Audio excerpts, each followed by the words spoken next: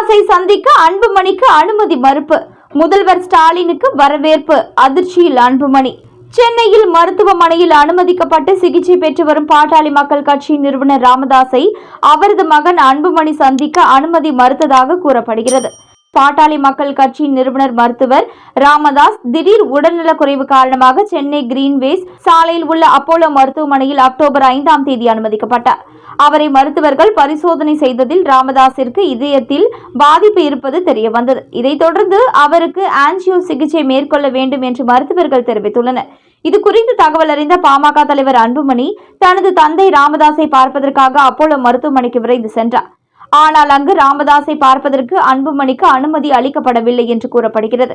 இதைத் தொடர்ந்து பாமக தலைவர் ராமதாஸ் செய்தியாளர்களிடம் கூறுகையில், மருத்துவர் ராமதாஸ் ஆன்ஜியோ சிகிச்சை பெற்று வருவதாகவும் இதனால் அவர் அவசர சிகிச்சை பிரிவில் வைக்கப்பட்டு சிகிச்சை அளிக்கப்பட்டு வருவதாக தெரிவித்தார்.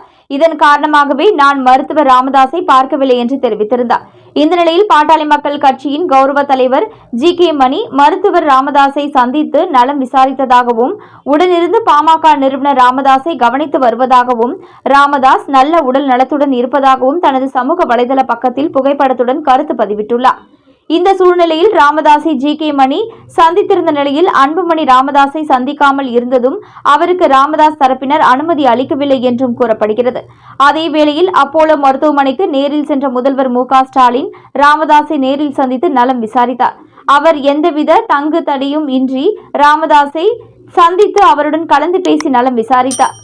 அன்புமணியை உள்ளே விடாமல் முதல்வர் ஸ்டாலினுக்கு அனுமதி கொடுத்த இந்த விஷயம் தற்பொழுது அன்புமணி தரப்பிற்கு அதிர்ச்சியை கொடுத்திருக்கிறது. மேலும் இது போன்ற முக்கிய செய்திகளை உடனுக்குடன் நீங்க தெரிஞ்சுக்கணும் நியூஸ் இன்ஃபோ தமிழ் சேனலை சப்ஸ்கிரைப் பண்ணிக்கோங்க. உடனுக்குடன் அப்டேட்ஸ்க்கு பக்கத்தில் இருக்கக்கூடிய பெல் பட்டனையும் கிளிக் பண்ணிக்கோங்க.